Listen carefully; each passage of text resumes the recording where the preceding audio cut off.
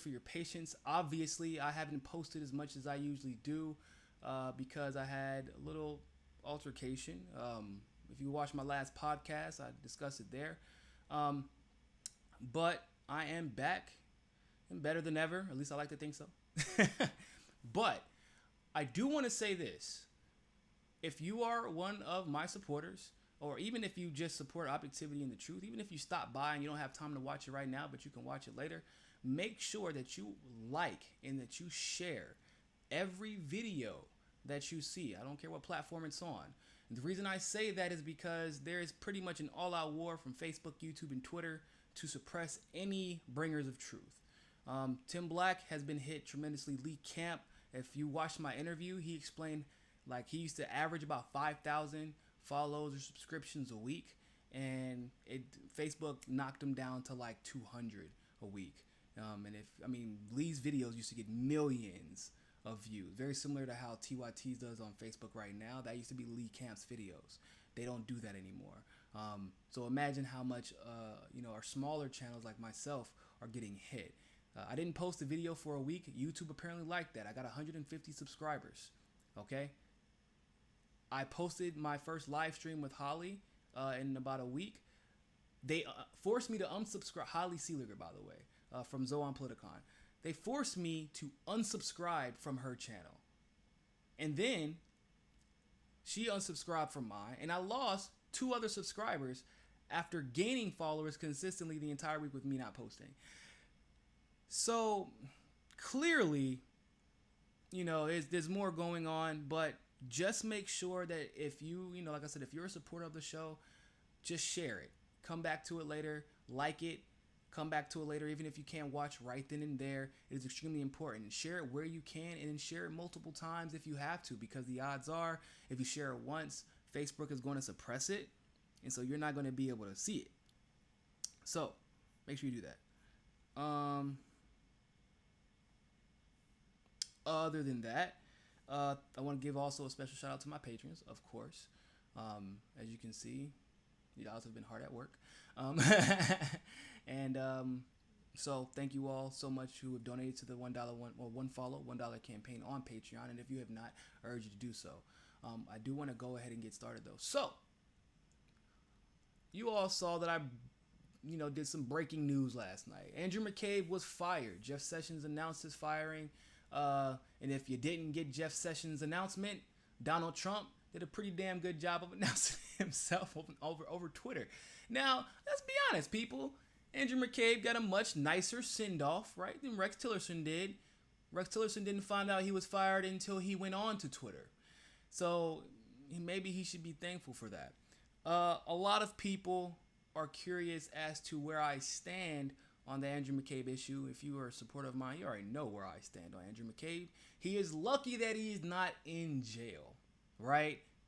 Andrew McCabe conspired against the office of the President of the United States of America. And I know people want to say, but it's Trump. But I'm going to tell you something. This is this fact. It's really inconsequential how you feel about it. I don't care if it was Trump in that office, Hillary Clinton in that office, Bernie Sanders, Barack Obama, JFK. I don't care if Jesus himself came back with Buddha, and the Queen Elizabeth, and they all decided to simultaneously hold the office of the President of the United States of America. It does not matter. You, as a senior FBI official who has had powers allocated to them and a responsibility allocated to them to uphold an objective stance on any investigation you take, cannot use that office, that institution, to conspire with others in the intelligence community to manipulate the masses against the office of the President of the United States of America, unless, once again, it is warranted, as in it is an objective investigation, right? If it is something that we need to know because it is legitimately a matter of national security. Andrew McCabe didn't do that. Andrew McCabe decided that despite the fact that Clinton and her little cronies had donated hundreds, like close to $700,000 to his wife, while she was being investigated by Andrew McCabe as the lead investigator in the FBI on the Clinton email scandal. He decided that, you know what, I'm not going to recuse myself. Why do I need to do that for? My wife's just taking money. Do you know that his wife, as a state candidate, right, she was running for state house, raised more money than any other candidate in the nation, thanks to Clinton and her cronies. But he didn't recuse himself. Even knowing this, he goes in, he becomes the leader of the Russiagate investigation. Once again, he didn't recuse himself. So there have been these people out there, these of course, mainstream media publications and all the neoliberals, they like to join up and unite with each other whenever an issue like this. It's crazy that when something like this happens, somebody got fired and nobody actually goes and decides to read, which I guess is why y'all come to people like me, which is fine. I don't have a problem with it. Keep watching. But when people get fired, they just start doing this. You did it. It's his fault. Like, I've never seen, and I haven't been alive that long. I'm only 29 years old. But I haven't seen anybody in political history get fired. And then people start saying, like, you know, if which has never happened, but if Henry Kissinger got fired, right? People don't be like, Nixon's clearly going to jail. He's guilty. And you're like, whoa, wait, huh? Right? I mean, Nixon may very well be guilty of something. But that doesn't mean that he's going to jail because one person got fired for something totally absent and, you know, has nothing to do with anything going on with Trump's investigation as far as Russiagate is concerned. So, why is it that when Andrew McCabe gets fired, Cenk Uygur, for example, he goes live last night. You know, he couldn't wait. He couldn't. His neoliberal feathers just was so ruffled. He couldn't wait to get live. He goes on a rant about how this is about the fact that Trump doesn't want anybody investigating him.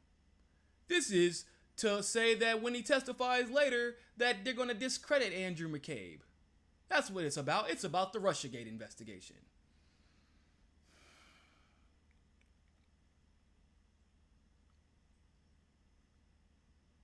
This is so frustrating. This is why I started the MCSC network, by the way. Because of shit like what Cenk pulled last night. Because there is a vacuum in a network of truth tellers. There is no unity. I mean, we support each other, of course, but there was no unity in a central location on that front. And people like Cenk would take advantage of that. Because up until recently, well, maybe the last year, people would have watched that and actually believed him. But people are a little bit more wise to this nonsense now. But Cenk had no problem saying that this had everything to do with Donald Trump trying to deflect blame and et cetera, right? Wrong. Once again, all Cenk and all the neoliberals had to do was just do like 2 hours, not even, I would say about 10 minutes of research. I want to read you an article, or an excerpt from an article, that talks about Andrew McCabe's firing. First of all, Trump, you're petty. You didn't have to tweet out about Andrew McCabe being fired. We already knew he was fired, but that was totally unnecessary. He put fired in all caps. But anyway, so this is a quote from Jeff Sessions. Pursuant to the Department Order 1202 and based on the report of the Inspector General, who is that's the Inspector General of the Justice Department, by the way, the findings of the FBI Office of Professional Responsibility. Whose office? Hold on, double back, rewind, bring it back. The findings of the FBI's Office of Professional Responsibility. Hold on.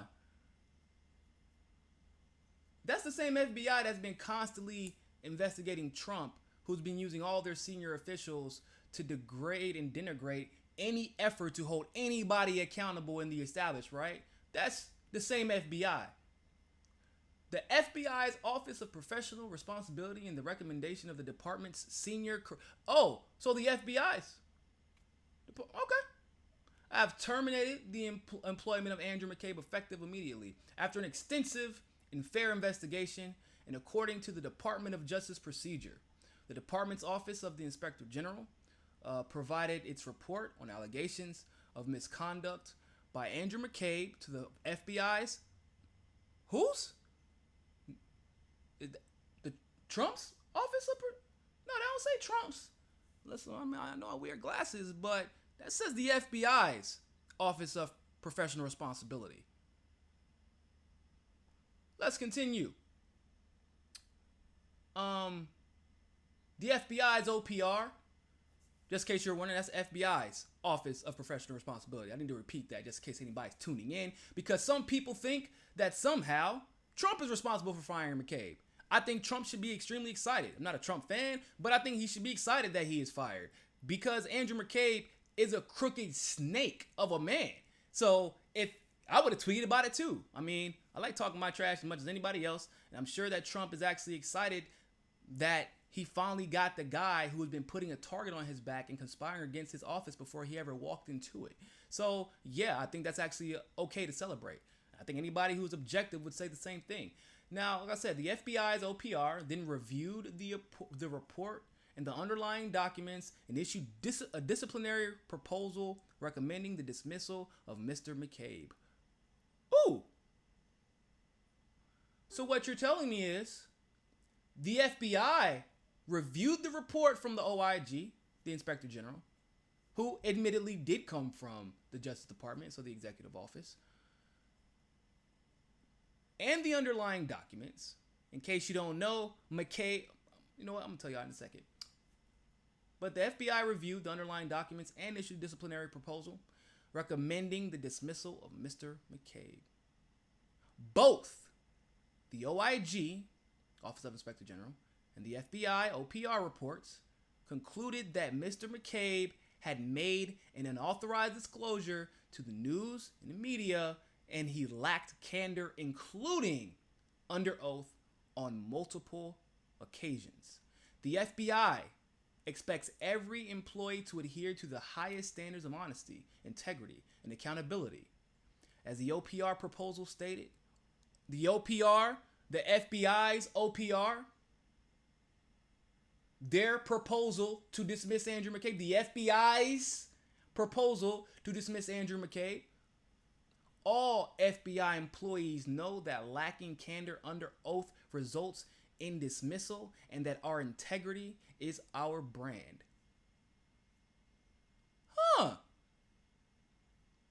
So, anybody who has read that excerpt, anybody who has read that, and I hope y'all share this video. Please do. Share, like, if you're watching on YouTube, make sure you subscribe.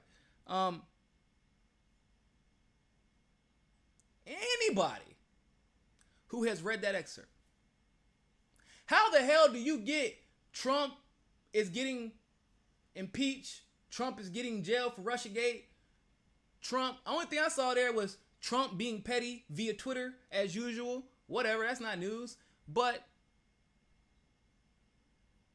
I'm confused. Maybe I don't speak neoliberal. Maybe that's what it is. Maybe I don't speak Clinton. I just don't get it. How do you get that Trump is guilty of anything? If anything, and let's be very clear about this, I believe Trump is probably guilty of money laundering. I'm pretty sure he's guilty of using his office for profit. Just like every other president of the United States of America. Lyndon B. Johnson being like the top of that damn list, if you know what he did in Vietnam with his canals and his wife's family's money. But what he is not guilty of is colluding with Russia to become the president of the United States of America. Maybe some corrupt business deals before, probably, but that's not what we're talking about. And for those who think that somehow, because I'm confused, how do you even, that's like the cognitive dissonance is so real amongst neoliberals. And it's, I mean, I always say this, probably say this once a week. It is really, really scary.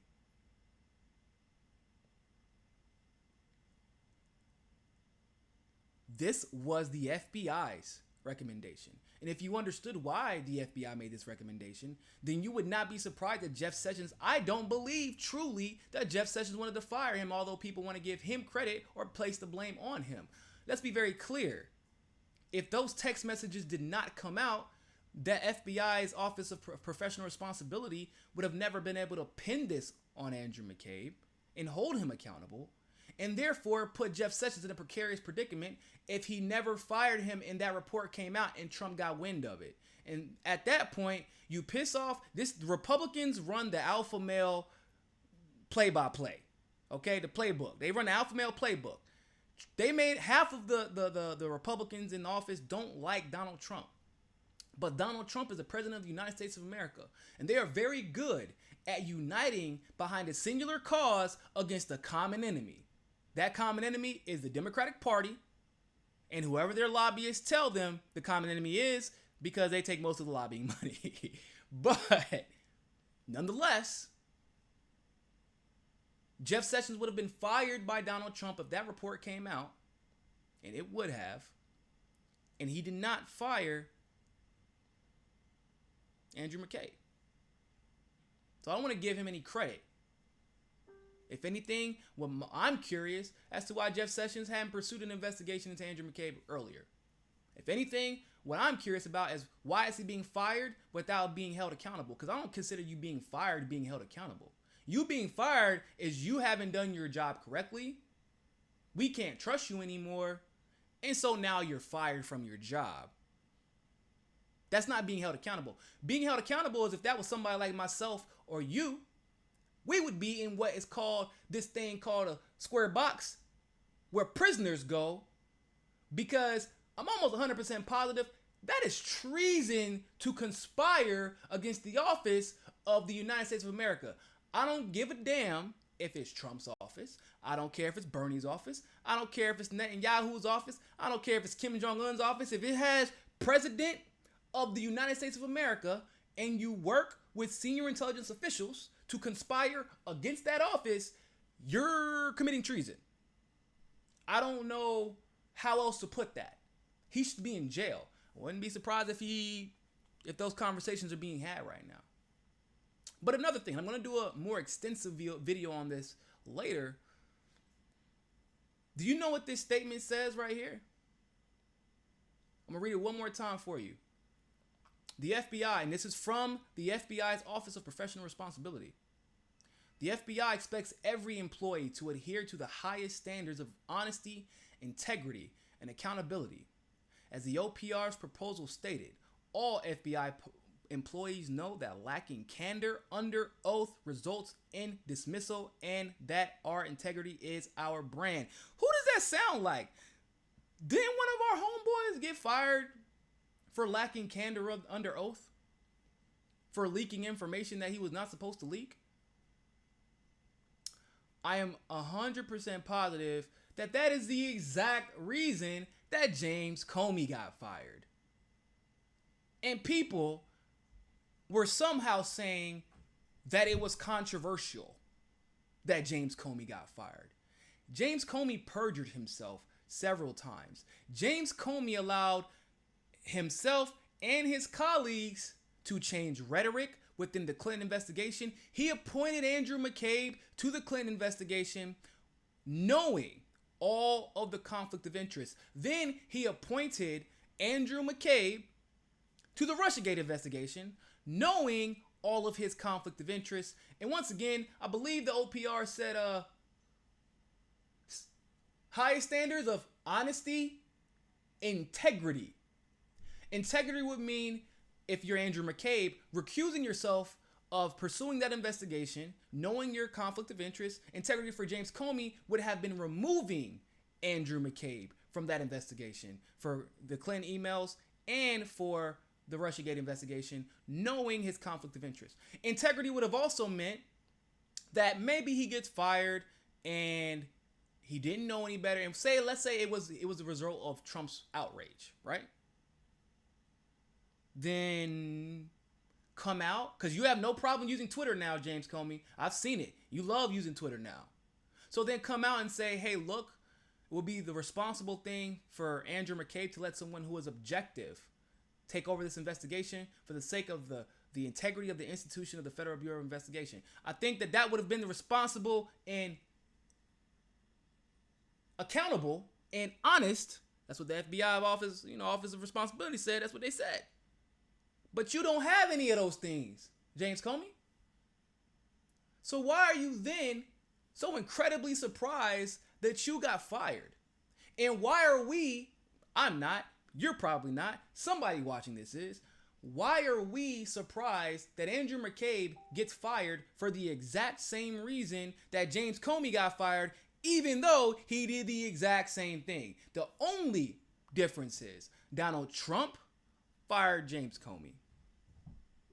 The FBI recommended that Andrew McCabe be fired. And if you're curious if there's any truth to that, well, you don't have to be that curious, because it came out several times around this in the same night, actually, that the FISA memo dropped. In the same night that the FISA memo dropped, it came out that Christopher Wray, current director of the FBI, was the one who recommended that he step down. It was not Donald Trump. Do you know why Christopher Wray recommended that he step down? Because the text messages between the two senior FBI officials made it so that there was no legitimate argument that you could make in favor of Andrew McCabe. He conspired before the election took place, and he continued to conspire after the election took place. That is the degradation of one of the most necessary institutions in the United States of America. There is absolutely no reason that the FBI should be thrown around as some PR tool like the Democratic Party has done. It's funny because we always say that pretty much since JFK, the Democratic Party has been the party of the CIA, which has been true up until recently, because Donald Trump fixed that, actually, believe it or not. I don't know if it's a good thing or a bad thing. It's kind of a bad thing right now because of who just took over.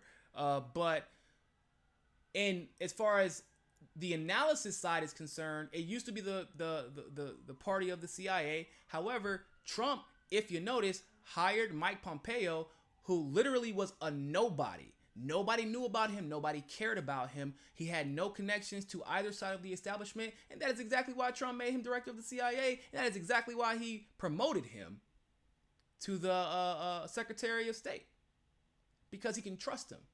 So now all of a sudden, the CIA is taken totally out of the news, right?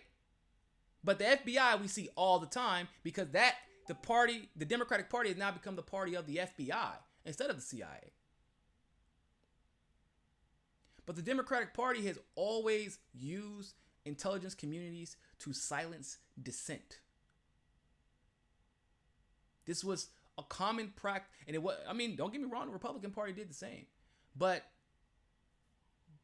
they always do it, and they do it in a weird feel-good way, where they convince you,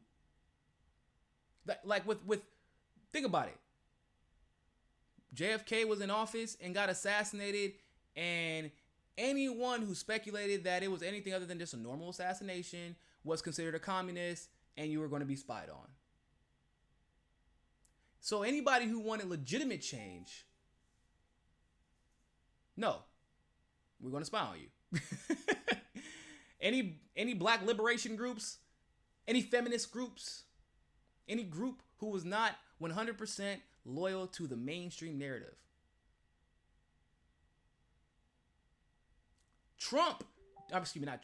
Bush didn't even use the CIA and the FBI in the same way that Hillary tried to, which is saying something.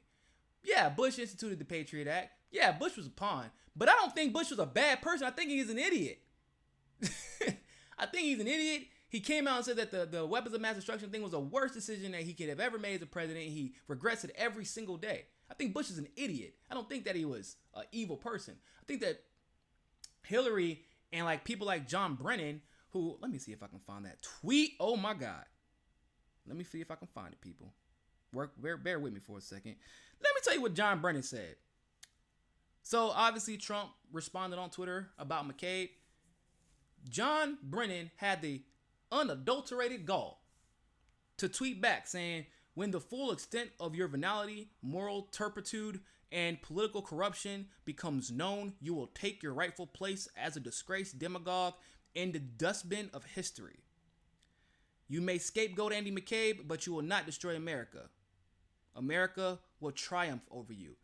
Listen here, John Brennan. You are in charge of a disinformation campaign. You did not go to school for journalism. You were not even a good broadcaster. You were not a reporter. And you wake up one day and end up working for MSNBC, and we're supposed to all be like, that's not a coincidence. Nah. MSNBC and you know, those always make your classic journalists former CIA directors who are in charge of misinformation campaigns. Duh. Like, that's an obvious hire. Really? John Brennan, wasn't he the director of the CIA when weapons of mass destruction? Wasn't that him? Correct me if I'm wrong. I could be wrong, but I'm pretty sure that was him. And you were the CIA director when we were just all up in Syria, lying to our people that we didn't have troops in Syria, and we actually did have troops in Syria. And weren't you the CIA director when we funneled billions and billions of dollars to institute a coup in the Ukraine, and in Honduras, and in Mexico, and in Venezuela? Hold up. I just want to read this again. Political corruption, rightful place, disgraced demagogue, scapegoating, but you will not destroy America. Hey, John, that sound like you. Pretty sure that sound like John. We are, and then the tweet got a ridiculous amount of support, a disgusting amount of support. I don't know if it's actual support, by the way, because y'all know how Twitter is with the side of the establishment also. But you see where I'm getting at, people? We are in a battle for the soul of our nation, and unless you are paying attention to what matters, you will fall victim to the right-left paradigm. You will fall victim to, I love Trump more than, I love Bernie more than, I love Hillary more than, I love Tulsi more than. All of that is totally irrelevant. What matters is the sustainment of our institutions. Because I will say, we need to be frank about something. Our founding fathers, 98% of them were white supremacists. And if you go look at some of the quotes they had, they weren't really shy about it. And so from that perspective, it kind of irritates me. But I understand people are victims of the environment they live in and the time that they grew up in. Got it. Cool.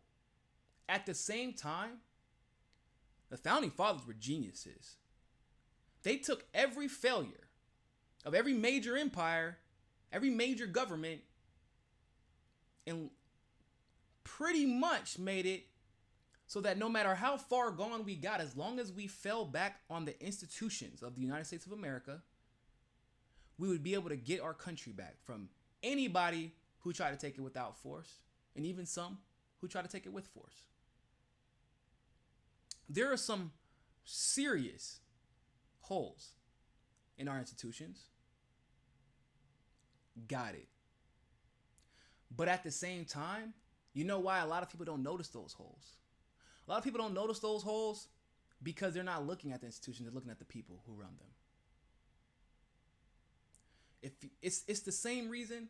When I was in the military, I was a little private. You know, I used to look like a damn 16-year-old when I was a private. I promise you I did. I looked like a 16-year-old even after I got out the military. I didn't actually look my age until I grew this out. And I got some gray hair in it, and that's how I convince people that I'm older than 22. So, when I would walk by, officer that I didn't like, do you think I just didn't salute them? you think I don't salute an officer because I don't like them? Who was it that came by? Joe Biden. I actually did not like Joe Biden at the time because I was aware that he was a conservative. And he came to speak at Fort Bragg, which is in Fayetteville, North Carolina, which is personnel-wise the largest base in the country. When he walked past me, or he drove past me, he drove past us. And even if a president or vice president or officer of high rank drives past you, you're supposed to salute. Do you think I didn't salute him because I don't like him? No. I saluted him because I wasn't saluting him. I was saluting the office of the Vice President of the United States of America. Just like if I saluted a lieutenant, I'm not saluting the person. I'm saluting the office of the lieutenant. I'm saluting the position, the institution, and what it means and what it's supposed to mean. Although it may not be perfect because imperfect people, an institution does not make, but the institution itself objectively is neither good nor bad. It just is. And if we don't respect our institutions enough to look at those and see how we can use those to our advantage, then we will keep falling into these traps of something as simple as somebody clearly getting fired for very blatantly violating their institution that they were in charge of, and thinking that that has something to do with an investigation that's totally separate. And then feeling like it wasn't necessary to hold that person accountable for what he did to that institution. And the very danger that he put the United States in by violating that institution. Because people truly underestimate how serious this is. We had two. We had an acting director, who was a deputy director, and a director of the FBI lie on two of the most major cases, major investigations, earth-shattering. Let's be very clear about this. Both investigations, I would say three at this point. The Clinton email scandal, Russiagate, Clinton Foundation. Those are three earth-shattering, geopolitical, transformational investigations. They corrupted all three. Luckily, all three at this point seem to be bouncing back. Why? Because the institution of this, the Intelligence Judiciary Committee, despite what party is in power, was able to take advantage of party politics and human nature. And, well, quite honestly, self-interest. Although we can be mad that maybe the Republicans pursued Andrew McCabe or pursued, or is pursuing James Comey or Hillary Clinton or anybody in that in that category. Maybe we can be mad that they may only be pursuing them because of their political agenda. But can we be mad that the institution is allowing them to pursue them because of their political agenda? If they did something wrong, if they didn't do anything wrong, then the Republicans would never be able to use that institution to attack them. If they didn't do anything wrong, you can bring me under oath and I will say anything you want me to say because I don't have anything wrong that I can say because I didn't do anything.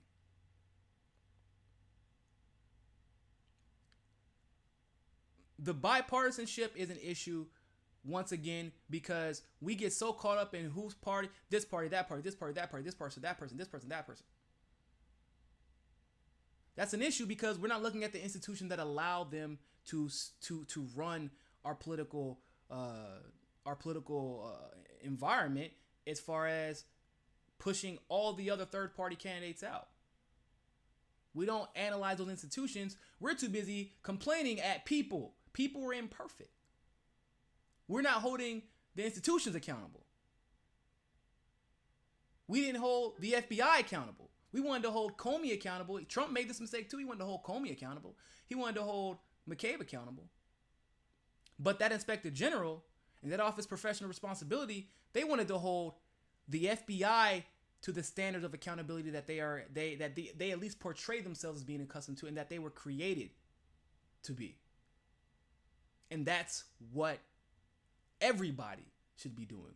We should be holding people to the standard of the presidents of the president of the United States of America, Secretary of State, CIA, FBI, whatever, except for the CIA. CIA is just nothing good about that. That office was that was never meant to be good.